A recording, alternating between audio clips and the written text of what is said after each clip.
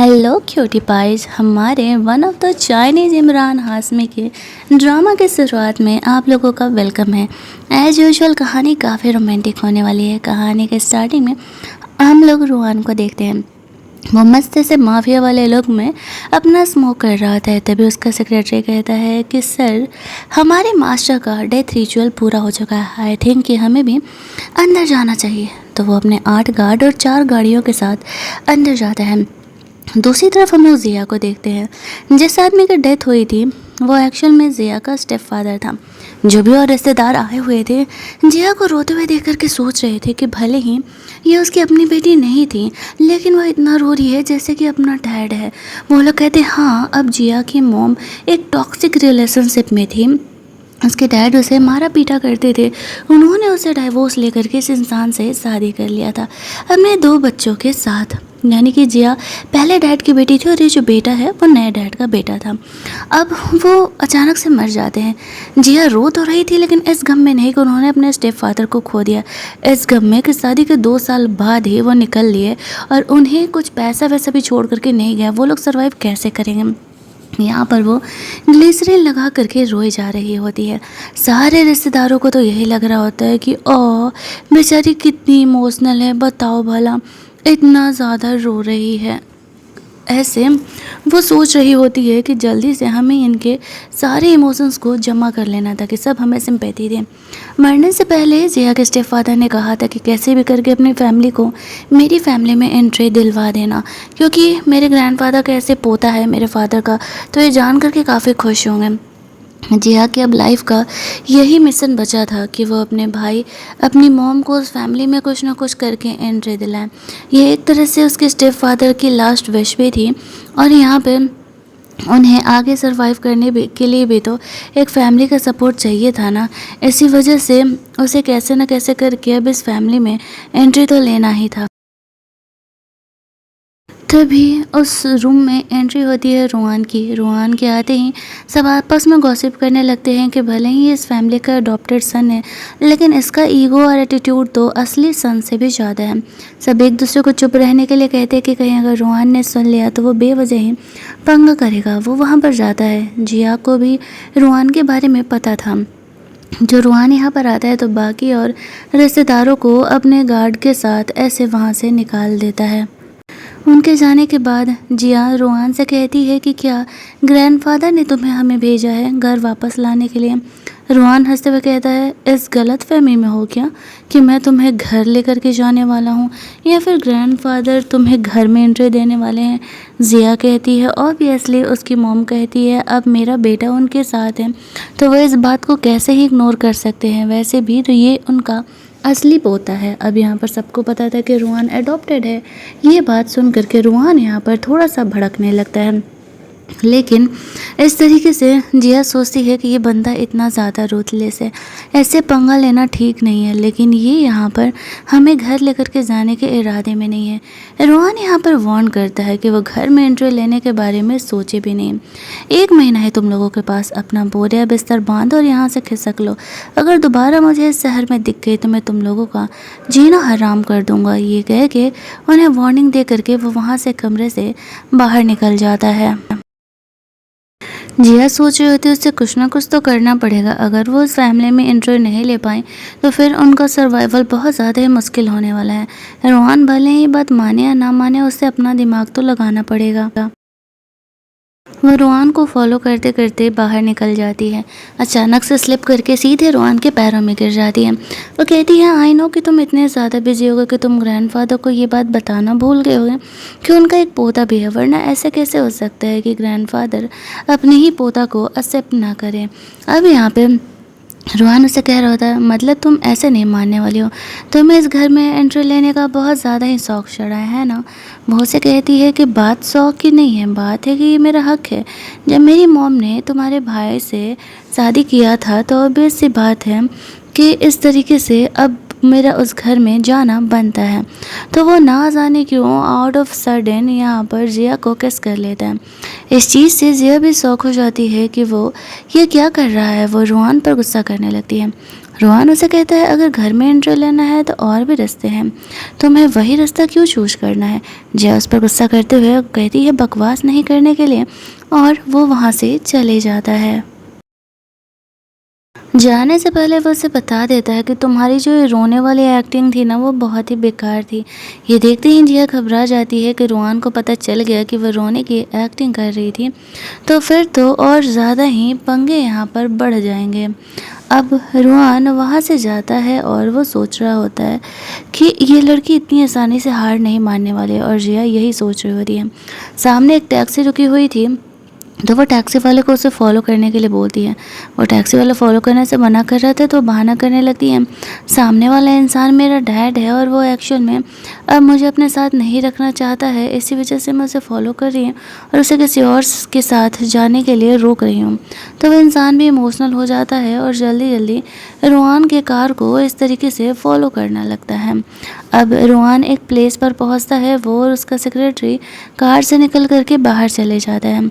जिया इस चीज़ को देखती है तो सोचती है कि वो यहाँ पर दिमाग लगा करके उसके कार के डिक्की में बैठ जाती है, ये सोचते हुए कि यहाँ पर रोहान जहाँ भी जाएगा वो उसके पीछे पीछे जाएगी। वो कैसे भी बस एक बार ग्रैंडफादर से मिल करके बताना चाह रही होती है कि एक्चुअल में उनका पोता उसकी मॉम के साथ है, तो शायद वो उन्हें घर में फैमिली में एक्सेप्ट कर ले।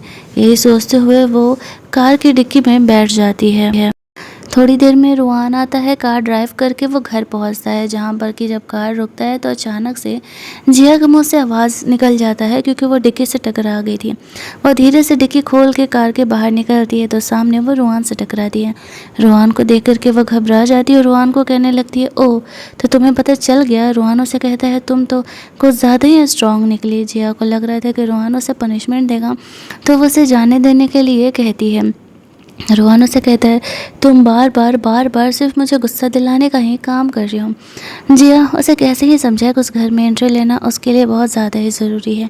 रोहान अभी जिया को वापस से डराने धमकाने वाला ही था कि तभी उधर ग्रैंडफादर आने लगते हैं, जिसको कि देख करके जिया कुछ बात करने का कोशिश करती है, लेकिन उससे पहले ही ग्रैंडफादर पूछते हैं कि ये लड़की कौन है। तो रोहान उसे बताता है कि डोंट वरी ग्रैंडफादर, मैंने आपके बेटे के सारे रिचुअल को निपटा दिया है, और दूसरी बात ये लड़की मेरी गर्लफ्रेंड है।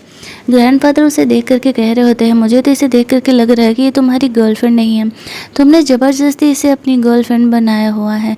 जिया को वह सारे में हाँ मिलाने के लिए कहता है और जिया से पूछता है कि सच बताओ, क्या मैं तुम्हें फोर्स कर रहा हूँ या फिर तुम ही मेरे पीछे पड़ी हुई हो, क्लिंगी बनी हुई हो। वैसे क्वेश्चन तो उसने घुमा फिरा करके किया था, तो जिया बोल देती है कि हाँ ये सही कह रहा है, मैं ही इसके पीछे पड़ी हुई हूँ। ग्रैंडफादर कहते हैं ठीक है, तो फिर देख लो, मैं तुम्हारी लाइफ में ज़्यादा इंटरफेयर नहीं करता हूँ, लेकिन याद रखना हमारे फैमिली के रूल्स नहीं टूटने चाहिए। ये कह के वो वहाँ से जाने लगते हैं। जिया को लगता है कि अगर आज वो ये बात नहीं बोल पाएगी तो फिर ग्रैंडफादर से उसे दोबारा मिलने का मौका नहीं मिलने वाला है। ग्रैंडफादर अभी वहाँ से जा ही रहे होते हैं। रोहान जिया को अभी कुछ समझा ही रहा था कि वो भागते हुए ग्रैंडफादर के पास चली जाती है। ग्रैंडफादर उसे कहते हैं कि डोंट वरी, मैं तुम दोनों के रिलेशन के बीच में नहीं आने वाला हूँ। इस बात पर जिया उसे कहती है कि ग्रैंडफादर एक्चुअल में आपके बेटे ने मेरी मॉम से शादी की थी, और वो जो है उनका आपका पोता अब हमारे पास है, यानी मेरी मॉम ने आपके पोता को जन्म दिया। ये सुनते ही ग्रैंडफादर शॉक हो जाते हैं और कहने लगते हैं कि ठीक है, अगर तुम एक्चुअल में सच कह रही हो तो फिर हम तुम्हारी फैमिली को बिल्कुल सही तरीके से ट्रीट करेंगे, और वो उसे घर में ही रहने के लिए बोलते हैं। रोहान ऐसे बिहेव कर रहा था जैसे कि वो उसे प्रोटेक्ट करने का कोशिश कर रहा हो, लेकिन जिया इन बातों को समझ नहीं पाती है। अब ग्रैंडफादर ने जिया को घर में रहने के लिए बोल दिया था, कोई भी उसे हर्ट नहीं कर सकता था। जिया को वो अपना एक कमरा दे देते हैं और वहीं रेस्ट करने के लिए बोलते जब तक कि वो सारी बातें जान न लें, और वह रोहान को स्टडी रूम में चलने के लिए बोलते हैं। जाने से पहले रोहान जिया को धमकी देते हुए कहता है तुम्हें बाद में देखता हूँ।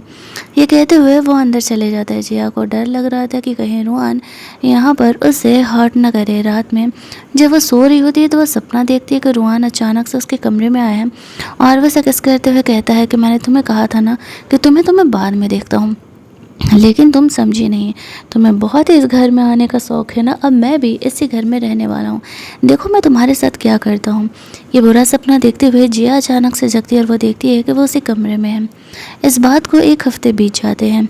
जिया सोच रही होती है कि अब तक वो रुआन से मिले नहीं।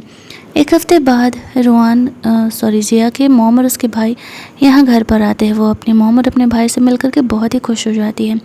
उसकी मॉम कहती है कि फाइनली तुमने ये कर ही दिया। वो कहती है हाँ, ये तो मुझे करना ही था। वो दोनों घर के अंदर जाते हैं, जहाँ पर कि उसकी मॉम से कहती है तुम्हारा बर्थडे कुछ दिनों में हो, बताओ तुम्हें क्या गिफ्ट चाहिए। वो कहती है मैं बस चाहती हूँ कि हम तीनों ही आराम से खुशी खुशी साथ में रहें, इससे बड़ा गिफ्ट और मेरे लिए कुछ भी नहीं है। उसकी मॉम सुन करके काफ़ी इमोशनल हो जाती है। वह कहती है मुझे माफ़ कर देना, मुझे तुम्हें बहुत डेंजरस काम करने के लिए देना पड़ा, ये मेरी मजबूरी थी। जिया कहती है कि मॉम ये मेरी जिम्मेदारी है, मैं आपको और भाई को कैसे ही यहाँ पर अकेले छोड़ सकती थी। कैसे न कैसे करके हमें यहाँ पे इसे तो आपको तो घर में लाना ही था, और हम यहाँ पर स्ट्रेंजर्स हैं, बाहर आउटसाइडर है इस घर में, तो हम बर्थडे पार्टी भी सेलिब्रेट नहीं कर सकते। कोई बात नहीं, 1 साल और अगर बर्थडे पार्टी सेलिब्रेट नहीं होगा तो कुछ बिगड़ नहीं जाएगा। उसकी मोम अच्छे से बातों को समझ रही होती है कि जिया क्या कहना चाह रही है। वो लोग यहाँ पर ज़्यादा तमाशा नहीं कर सकते थे। अभी तक ग्रैंडफादर ने पूरी तरीके से इन्हें अपनाया नहीं था, क्योंकि पिछले 1 हफ्ते से वो रह तो रही होती है, लेकिन ना तो वो ग्रैंडफादर से मिली थी और ना ही दोबारा उसे रुआन दिखा था। अगली सुबह भी वो यही बात सोच रही थी कि रुआन उस दिन के बाद कभी इस घर में आया क्यों नहीं। वॉक करते करते बाहर स्विमिंग पूल में निकलती है, तभी उसकी नज़र यहाँ पर रुआन पे पड़ती है, जो कि स्विमिंग पूल में तैर रहा होता है। अब जिया सोचती है कि यार शैतान का नाम लिया और शैतान हाजिर, वैसे मैं उसके बारे में क्यों सोच रही हूँ। वो उससे अपना शकल छुपा करके वहाँ से जाने का कोशिश कर रही होती है, तभी अचानक से स्लिप करती है और सीधे स्विमिंग पूल में नीचे गिरती है। उसे तैरने नहीं आता था तो वो डूबने लगती है। रुआन जाकर के उसे सेव करता है और उठा करके स्विमिंग पूल के ऊपर रखता है। वो इतने करीब था कि जिया को ऐसा लगता है कि वो उसे किस करने वाला है, तो रुआन को वो रोक देता है। रुआन उसे कहता है तुम्हें क्या लगा कि मैं तुम्हें किस करने वाला हूँ। जिया कहती है नहीं नहीं, शायद मैं ही ओवरथिंक कर रही होंगी। फिर रुआन उसे पूछता है तो कैसा दिन बीत रहा है तुम्हारा और तुम्हारी मॉम का इस घर में, कंफर्टेबल तो हो ना। जिया कहती है हाँ बहुत कंफर्टेबल हूँ। तो रुआन जानबूझ करके उसे छेड़ते हुए उसके पास आता है और बोलता है कि डोंट वरी, अभी और भी बहुत सारी कंफर्टेबल चीज़ें तुम्हें यहाँ पर मिलने वाली हों। जिया को लगता है कि यहाँ पर रुआन जो है वो ड्यूअल मीनिंग बातें कर रहा है, तो वो उसे पीछे धक्का देते हुए कहती है कि तुम मेरे लिए मेरे अंकल की तरह हो, दूर रहो मुझसे। ऐसा कह के वो उठ के वहाँ से चली जाती है। रुआन सोचता है इस लड़की के बारे में उसने जितना सोचा था वो तो कहीं ज़्यादा स्ट्रॉन्ग निकली। जिया के यहाँ से जाते समय उसका हेयर का पिन वहाँ पर गिर जाता है, जिससे कि रुआन उठा लेता है। अगला सीन हम लोग एक पार्टी का देखते हैं। रुआन अपने दोस्तों के साथ पार्टी कर रहा होता है, उसके हाथ में वो पेन था। उसका फ्रेंड उसे छेड़ते हुए कहता है यार तेरे आसपास तो मैंने कोई लड़की देखी नहीं, तो फिर ये लड़की का पेन क्या कर रहा है तुम्हारे पास। और ऐसी पॉइंट पर हमारा ये कहानी का पार्ट 1 यहीं पर एंड कर दिया जाता है। अगर आपको ये कहानी अच्छी लग रही होगी तो वीडियो को लाइक और शेयर करना मत भूलना। चैनल को सब्सक्राइब कर लेना ताकि नए वीडियोज़ के नोटिफिकेशन आपको मिलते रहें। चलिए जल्दी से मिल लेते हैं हम लोग एक और नई कहानी के हिंदी एक्सप्लेनेशन में। तब तक के लिए कीप लिसनिंग।